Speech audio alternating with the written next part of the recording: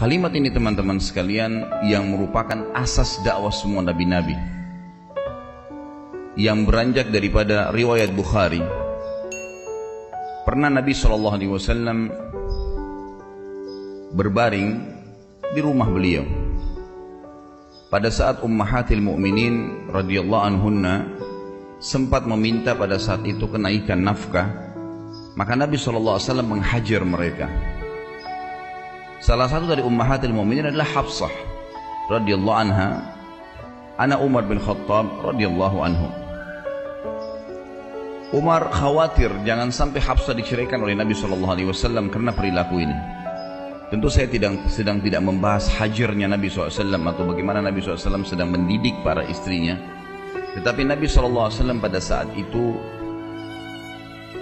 tidak bertemu dengan mereka, tidak mengajak ngobrol selama sebulan, yang masyhur dalam riwayat Bukhari, untuk memberikan pendidikan agar mereka bersyukur kepada Allah Subhanahu wa taala dan tidak membangkang terhadap hukum-hukum yang telah Allah terapkan.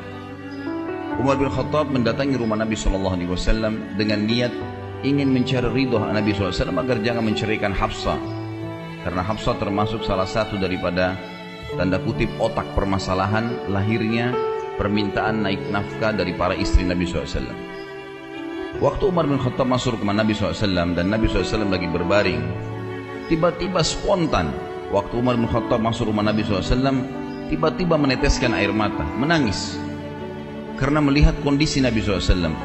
Rumahnya sederhana sekali, hanya ada beberapa perabot, dan beliau SAW tidur di atas sebuah tikar. Tikar ini ada bolongnya sehingga membuat sisih tanah di rumah Nabi SAW, karena zaman dulu nggak ada keramik, tanah saja, itu sempat ya, menyentuh sisi kanan tubuh Nabi SAW dan mengotori baju beliau.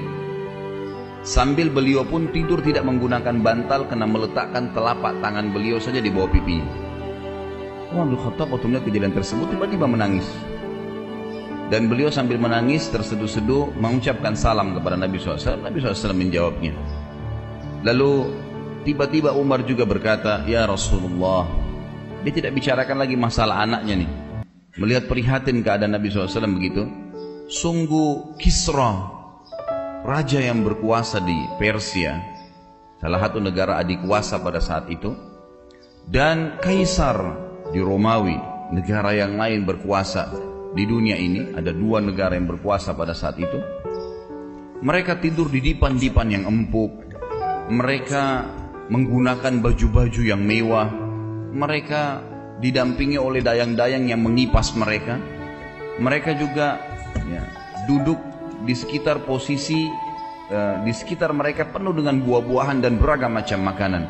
Sementara Anda utusan Allah, Nabi kami, Anda adalah raja kami, seperti ini keadaannya ya Rasulullah. Artinya kok sederhana sekali, dan sampai tidur pun berbekas-bekas tanah di sisi kanan Nabi SAW. Perhatikan apa yang Nabi SAW jawab teman-teman sekalian, dan ini yang menjadi pemicu awal kenapa kita bahas masalah kalimat yang saya bilang rahasia nanti.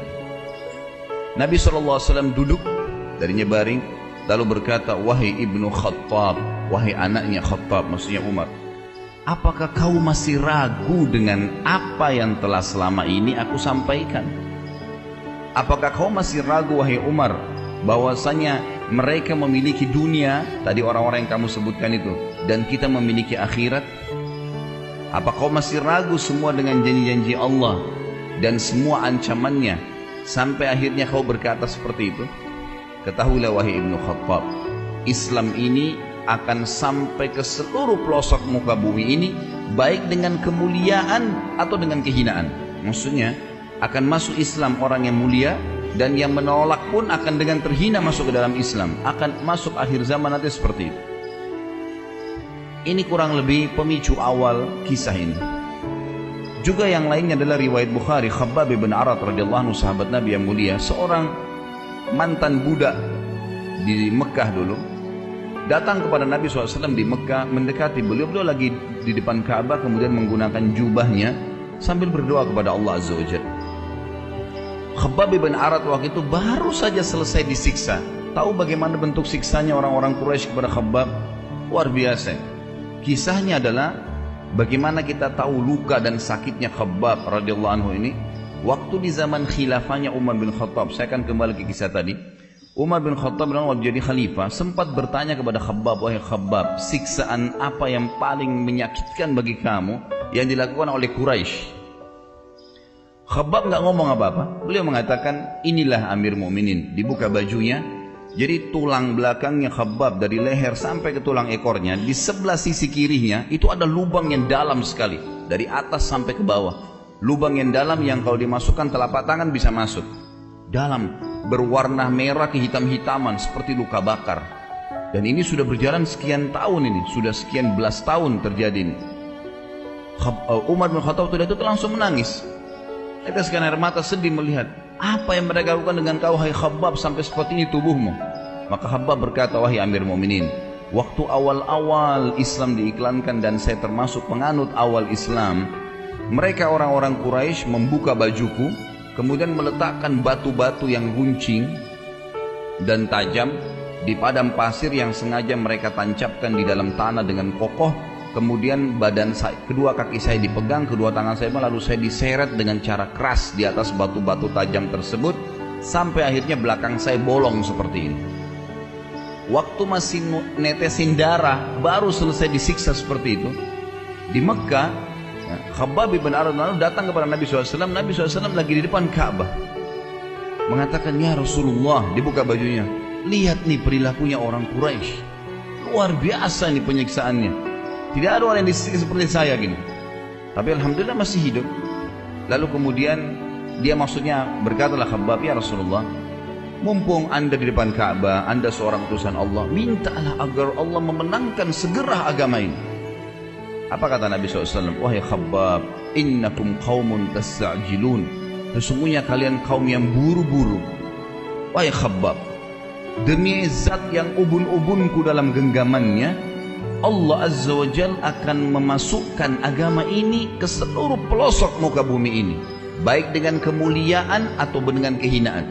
Pasti orang akan masuk menerima agama ini karena kepintarannya, kecerdasannya, atau dia akan masuk Islam dengan terpaksa pun nanti di akhir zaman.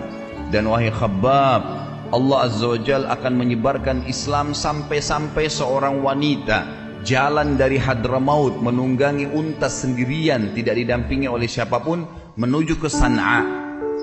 Hadramaut sebuah wilayah di Yaman, jaraknya dengan San'a mungkin kalau saya tidak salah sekitar 600 km. San'a ibu kota Yaman, sampai sekarang masih ibu kota. Dan dulu antara Hadramaut dengan San'a ini teman-teman sekalian terdapat puluhan suku, semuanya perampok.